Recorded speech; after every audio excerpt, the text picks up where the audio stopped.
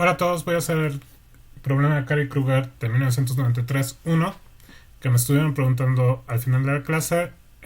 Lo que nos dice el problema es que en abril de 1992 la ciudad de New Jersey aumentó el salario mínimo de $4.25 a $5.05 por hora. Se seleccionaron dos muestras, una antes y otra después del aumento del salario, para medir los efectos del empleo.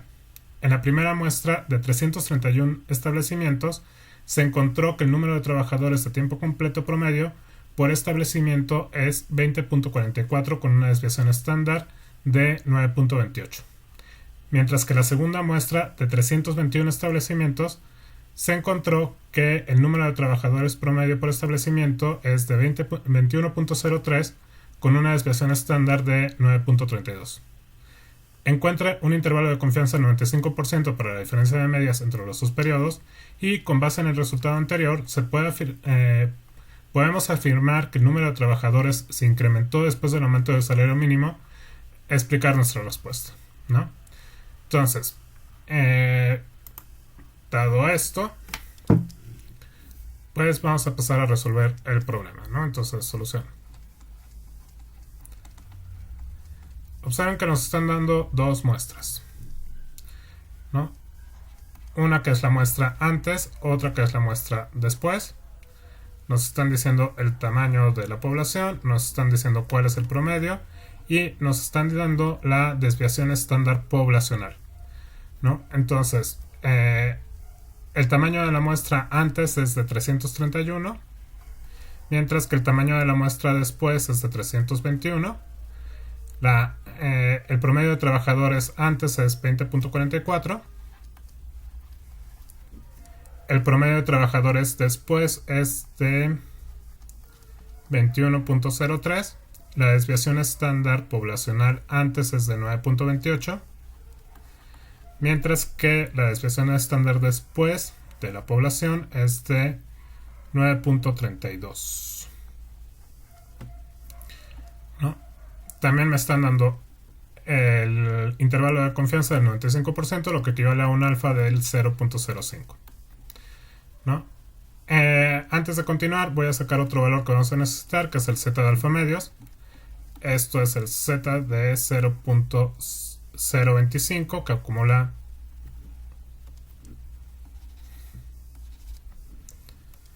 0.025, es decir, que acumula 0.25 a la derecha de la distribución normal, ¿no? Y este valor es 1.96, lo pueden buscar en tablas, ¿no?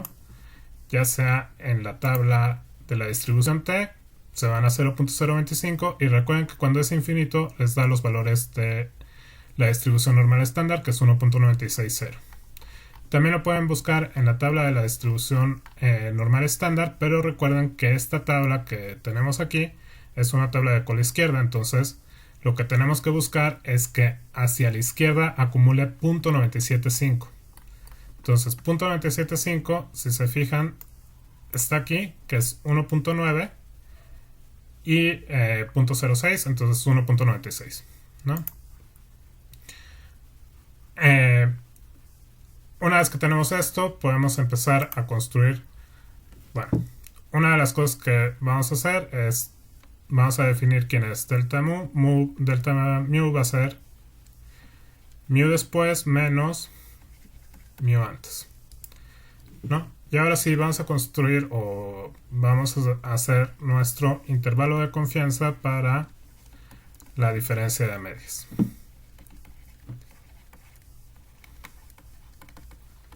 Recuerden que conozco sigma 1 y sigma 2, ¿no?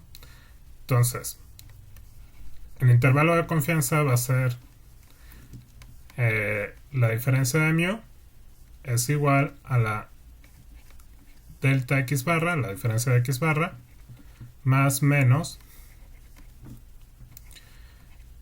z de alfa medios, raíz cuadrada, y para este caso sigma 1, la que estoy tomando como mu1, es sigma después al cuadrado entre n después más sigma antes al cuadrado entre n antes y listo,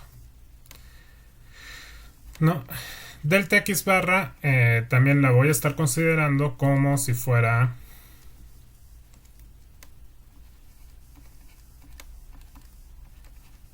X barra después menos X barra antes. Tengo que respetar la misma forma aquí arriba que aquí abajo. Entonces, X barra después menos X barra antes es 21.03 menos 20.44 y esto pueden revisarlo, les va a dar 0.59, ¿no? Ok, entonces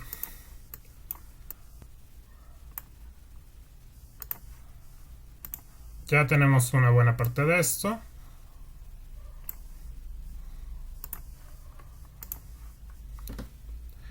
El intervalo de confianza para delta mu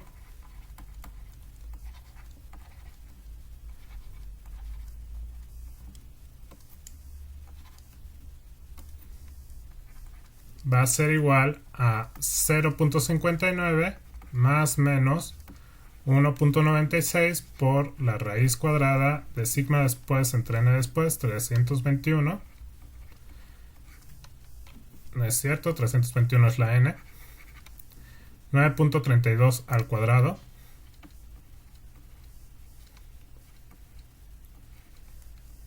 entre 321 más 9.28 elevado al cuadrado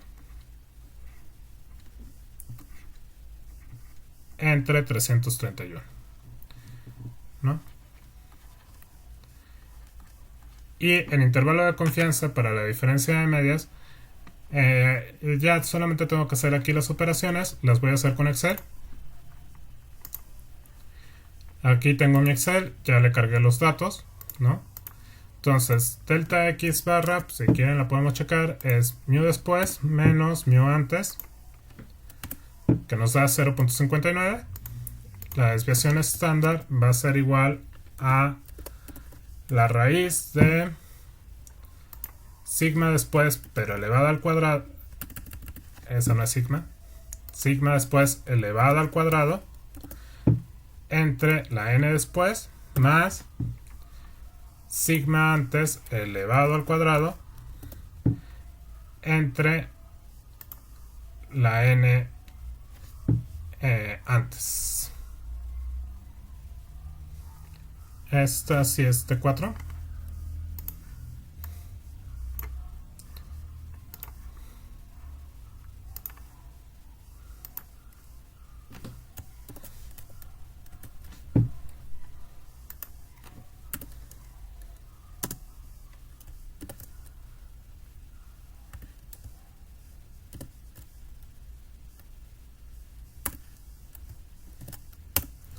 Disculpen, si era B4.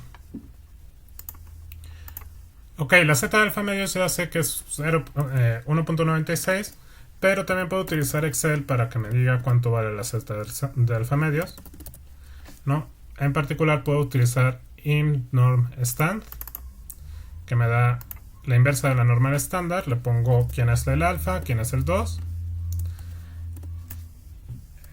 Y le tengo que poner un negativo porque les da el resultado pero de cola izquierda, ¿no? Entonces, bueno, ya aquí tengo el 1.96 de cola derecha. El margen de error, recuerden que es esta z de alfa medios por la desviación estándar.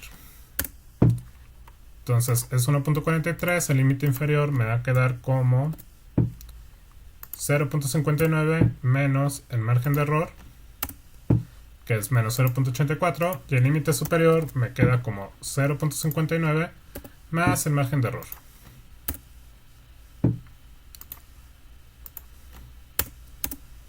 Que me queda 2.02. Entonces, el intervalo de confianza va a ir de menos 0.84 hasta 2.02.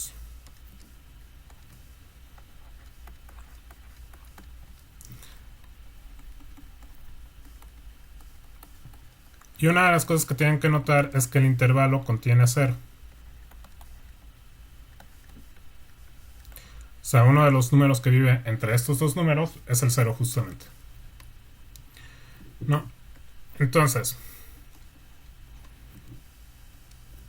para el inciso B, eso es importante para el inciso B, ¿no? Dado que no se puede afirmar que delta mu sea diferente de cero, ¿no? Entonces, ya si lo ligamos un poco con con la sección que estamos viendo ahorita de prueba de hipótesis, podemos decir que no hay evidencia al 95% de confianza que delta mu sea diferente de cero. Es decir, no se puede afirmar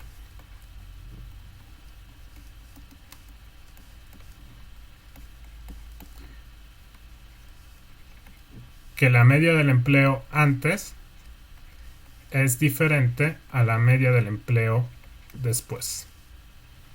¿Sí? No, al menos con esta muestra. No encontramos evidencia de que eso sucediera, ¿no? Eso es básicamente la solución de este problema. Un poco de notas finales. Número 1. Este problema está basado en el artículo de Cary Kruger de 1993, el de salarios mínimos y empleo, ¿no? Lo pueden descargar directamente, no tiene ningún problema. Y en particular los datos que utilicé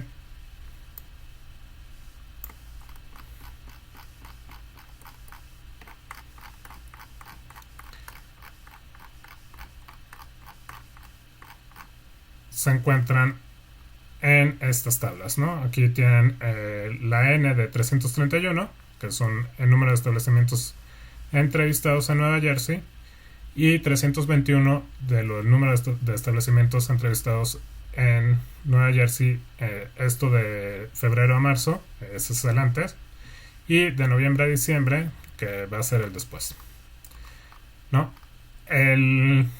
Este artículo, y bueno, aquí también pueden encontrar en la siguiente tabla, en esta de aquí, pueden encontrar cuántos empleados promedio había en los establecimientos antes y cuántos empleados promedio habían en los establecimientos después de el aumento del salario, ¿no? El artículo lo que utiliza es una metodología que se llama diferencias en diferencias, y no solamente hace el estado de Nueva Jersey, que es donde se dio el aumento del salario mínimo. Nueva Jersey sería como una variable de tratamiento, sino también utiliza los datos de Pensilvania para realizar una especie de control que le permita comparar cómo son los resultados de Nueva Jersey contra los de Pensilvania, ¿no? Y una de las cosas que pueden ver es que mientras en Nueva Jersey en ese periodo de tiempo el empleo aumentó ligeramente, aunque no se puede decir que estadísticamente significativo, en Pensilvania el empleo se redujo ligeramente, ¿no? Habría que hacer los datos para saber si es estadísticamente significativo. En realidad, pues parece poco probable porque aquí abajo tienen los errores estándar y este resultado está por dentro de 2 veces el error estándar, ¿no? Entonces, pero una vez que hacen la diferencia entre el tratamiento y el control, Cary y Kruger encontraron que la diferencia para Nueva Jersey era mayor que el cambio del empleo para Pensilvania, ¿no? Y por eso concluyen que aumento del salario mínimo puede tener un efecto sobre el aumento del empleo, ¿no? Al menos para esta muestra llevo a eso, ¿no? La evidencia pues no es tan robusta, ¿no? No, o sea, sí hay algunas dudas acerca de qué tan robusto es este resultado, ¿no?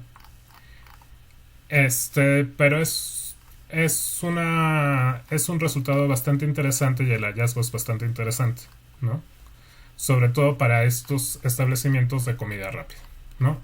Obviamente, una de las críticas que tiene este artículo es que usó una población reducida de trabajadores, que son solamente los de comida rápida, mientras que no utilizó a todos los trabajadores de la industria, ¿no? Entonces, eso puede ser uno de los problemas que tenga el artículo, pero la evidencia es bastante interesante. No, la otra cuestión que es necesario decir, ¿no? Es que estas desviaciones estándar no son poblacionales en el artículo. Estas desviaciones estándar son en realidad desviaciones estándar muestrales, ¿no? Y para esto tendríamos que haber utilizado el estadístico T si no conocemos la desviación estándar poblacional, ¿no? Rápidamente les voy a poner un poco los resultados, pero sí necesitan trabajar con el libro algunos de los resultados que voy a poner, ¿no? Entonces, si utilizamos los resultados acerca de diferencia de medias, pero que no conocemos cuánto valen las desviaciones estándar poblacionales, tenemos que utilizar el estadístico T, ¿no? Y cuando utilizamos el estadístico T, vamos a utilizar la varianza muestral ponderada. La varianza muestral ponderada, déjenme apuntarlo aquí.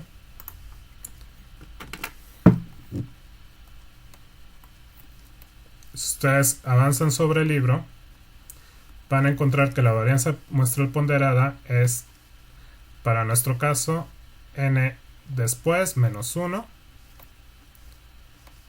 entre sigma después al cuadrado más n antes menos 1 entre sigma antes al cuadrado, y todo esto entre n después más n antes menos 2. La otra diferencia es que en lugar de utilizar la z necesitamos obtener la t de alfa medios, pero con n después más n antes menos 2 grados de libertad, ¿sí? Entonces, usando estas dos cosas, primero calculo la varianza muestral ponderada,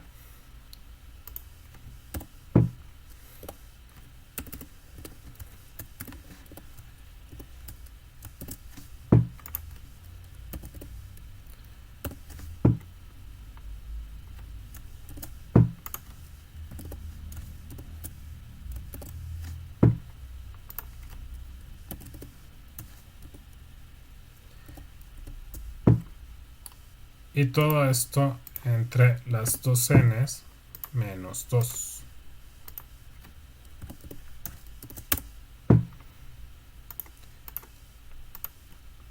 Ya no va a ser la desviación estándar, sino para este caso el intervalo de confianza, delta mu, va a ser igual a,